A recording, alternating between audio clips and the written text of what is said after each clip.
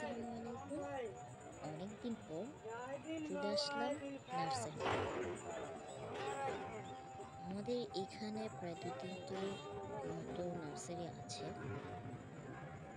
কিন্তু আমাদের এলাকার ভিতরে যে নার্সারিটা সেটাতে হচ্ছে গাছের দাম তুলনামূলকভাবে অনেক বেশি।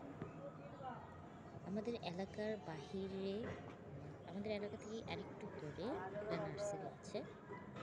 এখানকার নার্সারিতে গাছের দাম মোটামুটি কম।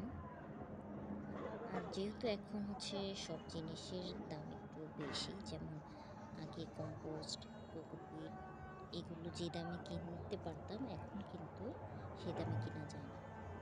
আর যার কারণে এগুলো গাছের দামগুলো আগের থেকে অনেকটা বেশি। তো এই নার্সারিতে গিয়ে দেখলাম যে মোটামুটি অনেক ধরনের গাছই এসেছে। তো শীতের গাছ একটু বেশি এখন, যেহেতু শীত চলছে। তারপর কিছু কিছু গাছ এখনো আসেনি রাস্তার কারণে। আমাদের এখানকার রাস্তাতে কাজ চলছে, আর যার কারণে গাছগুলো আসতে পারছে না। আর আমি হচ্ছে অনেকদিন ধরে নার্সারিতে আসি না, আজকে অনেকদিন পরে নার্সারিতে আসলাম।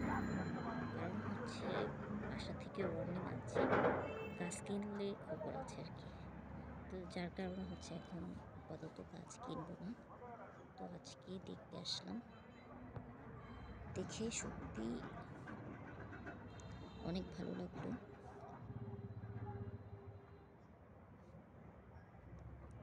এখানের ইনকা গাধাগুলো 50 টাকা করে চাচ্ছিল, মেবি 40 টাকা হলেই পাওয়া যাবে। তারপর হচ্ছে ডায়ান্থাস, এগুলো 40 টাকা করে।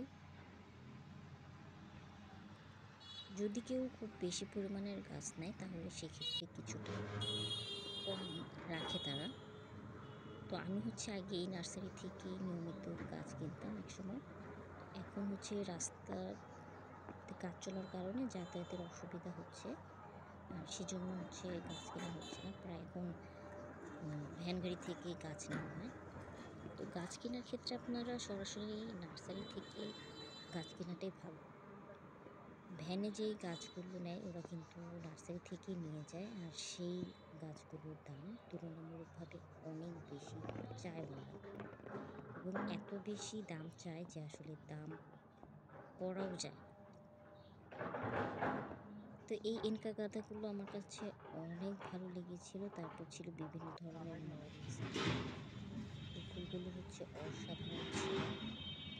তো শীতকালীন ফুলের একটা সমস্যা হচ্ছে কয়েক মাস পর আবার কিন্তু নষ্ট হয়ে যায়, এগুলোর বীজ সংরক্ষণ করা যায় না। তার মধ্যে একটি অন্যতম প্রধান ফুল শীতের মধ্যে, সেটা হচ্ছে চন্দ্রমল্লিকা। তো চন্দ্রমল্লিকা একটা চারা কিনলে কিন্তু সে একটা চারা থেকে আপনি চাইলে অনেকগুলো চারা বানাতে পারেন। আমার কাছে 5 বছরের একটা পুরোনো চন্দ্রমল্লিকা ছিল, সেটা থেকে এখনও আমি হচ্ছে চারা সংগ্রহ করে ফুল পাচ্ছি আলহামদুলিল্লাহ। তো এই ছিল আজকে ছোট্ট একটি ভিডিও। পরবর্তীতে দেখা হবে নতুন কোনো ভিডিও নিয়ে। সবাই ভালো থাকবেন, সুস্থ থাকবেন, এবং আশা করি আমার চ্যানেলের সাথেই থাকবেন। আল্লাহ হাফেজ, আসসালামু আলাইকুম।